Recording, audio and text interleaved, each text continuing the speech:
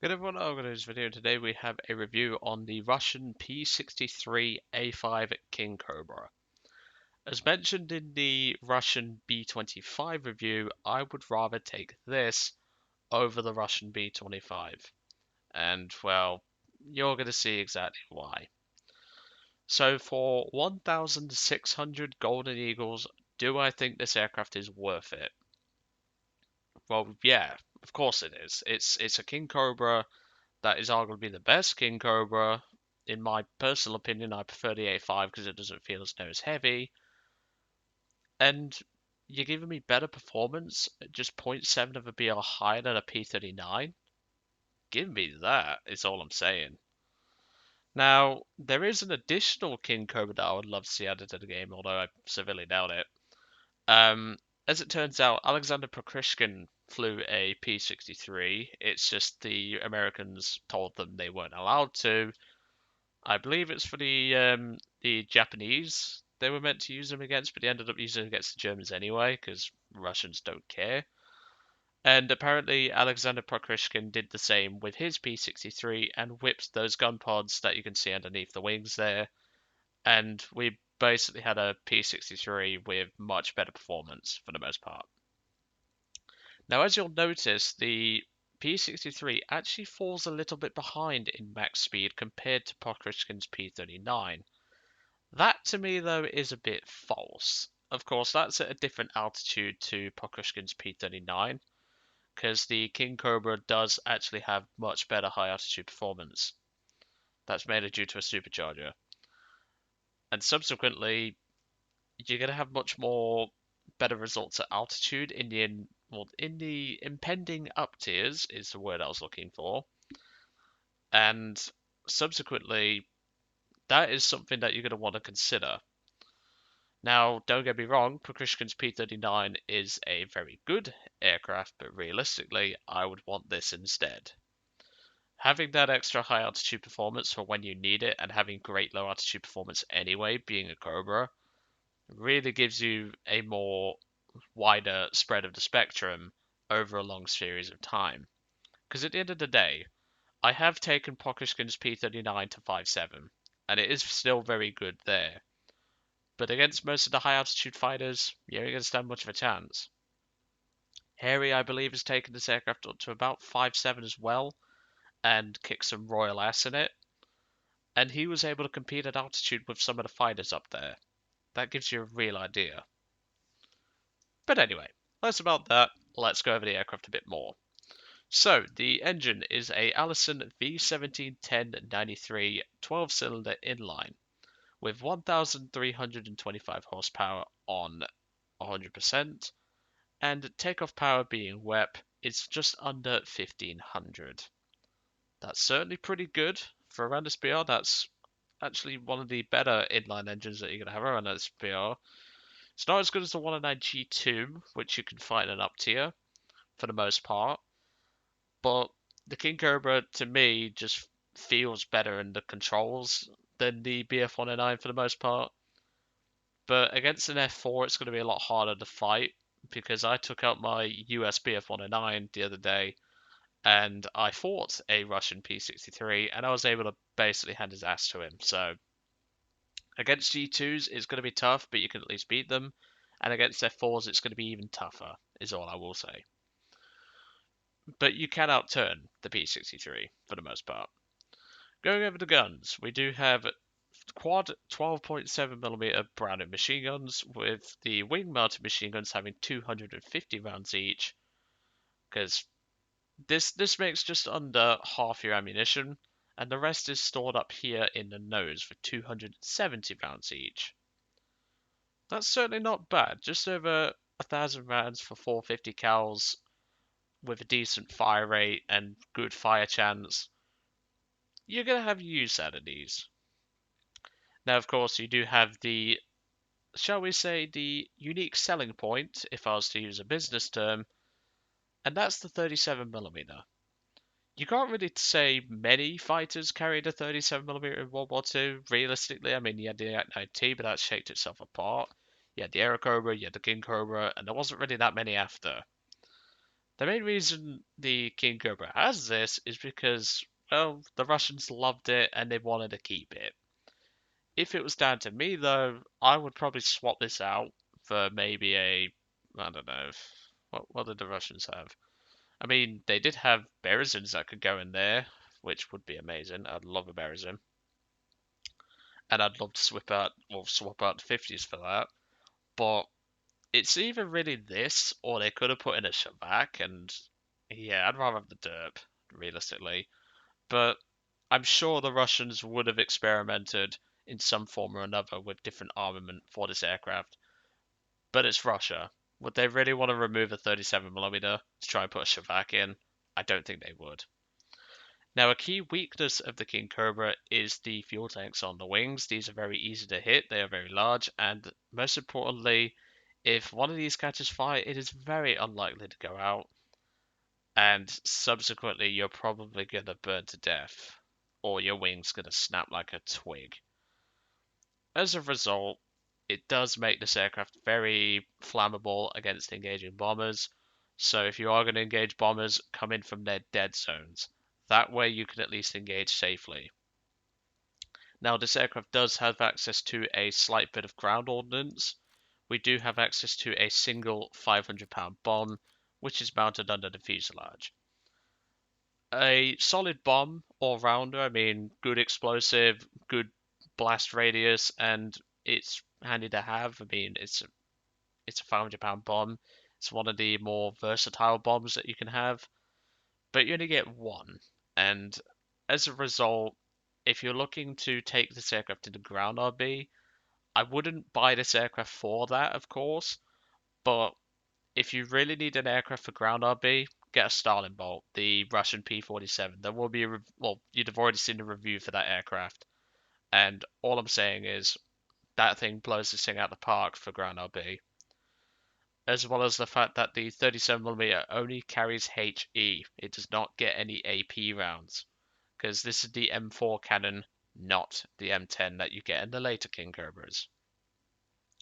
But otherwise, I had a blast with this aircraft, and this thing really is a powerful snake in the right hands. And that 37mm Venom really does give the enemies a, shall we say, a severe talking to in the ways of do not mess with the King Cobra.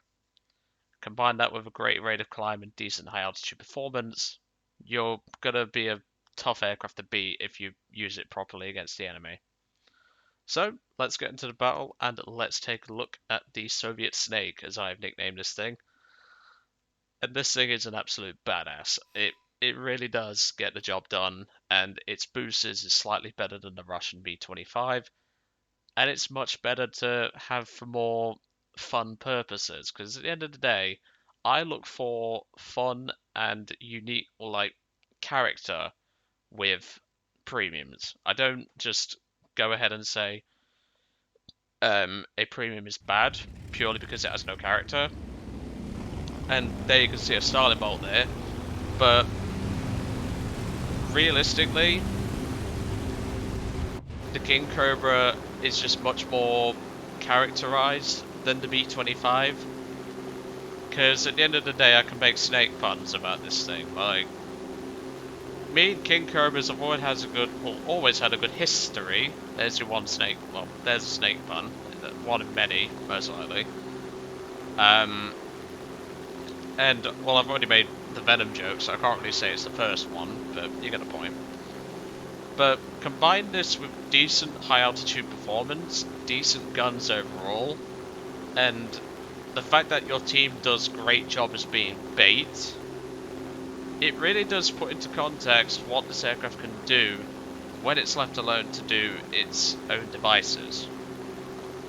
So, as you can probably tell on the left hand side of your screen, this team is practically dead. The team has done basically nothing. Most of my team have died to head-ons, but luckily enough, the enemy team has actually just team killed one of their own, and the damage that they have sustained from previous encounters with my teammates is actually going to come into my helpful element. And here comes the Atari noises again.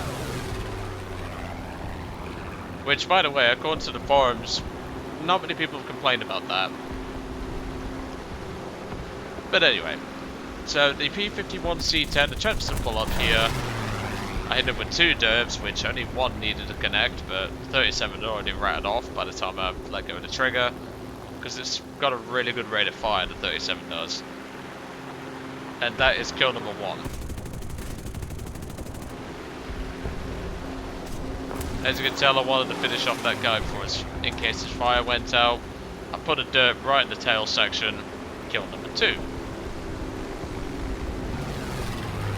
And even the bots are trying to kill me now. That gives you an idea, doesn't it? P-51C10 comes straight at me there. Fire a long burst and get out of the way. That's him dealt with. He's going to be kill number 3. P-61 goes down, but almost takes the A-21 with him. But it's not... It's looking much better for my team, but it's still not at the woods yet. Kill number 3. As you can tell, we have a Key 49, which isn't that big a deal. But we also have one of the most powerful premiums at this BR. The dreaded Skyrocket. Yeah. Snake versus Skyrocket. Place your bets, is all I'm saying. But I decided at this point to go for the Key 49.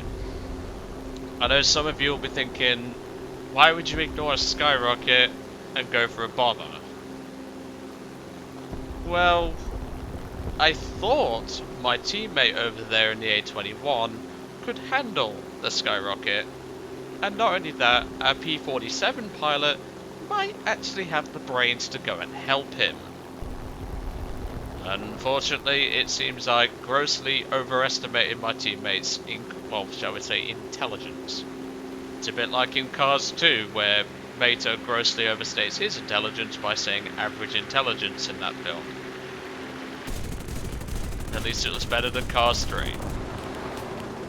But as you can see in the kill feed, the XP50 has just killed the A-21, and the P-47 has actually dove down from about 4 kilometers to go for bots. I set the Key 49 on fire, as you saw earlier. I knew it was dead, but I decided to stick around in case its fire went out, because you never know nowadays. And that is kill number 4. But as you can tell, the Starling Bolt is not exactly being the smartest, and if I remember rightly, I do make a comment in chat about it. Or at least I was thinking about making a comment at the time. But we managed to turn this around. It's now it's now a 2 versus 1. The Starling Bolt is actually going to come and support me eventually, but he's going to be a bit of a scumbag about it. Let's put it that way. So skipping ahead a couple of minutes, as you can tell, the P-47 finally gets the brain cells to actually go for the XP-50, proves this guy has more money than common sense, and proceeds to chase the XP-50 back to his runway. Now, as you're going to notice, he's not very smart about it. First of all, he gets harried. And as you can tell, he's not exactly having a great day. The XP-50 is trying to return to base. Sorry for the server lag, this is a older replay, so the replay is a bit jittery, as you'll notice. But as you'll notice, I'm just watching from above and making sure that everything is going on.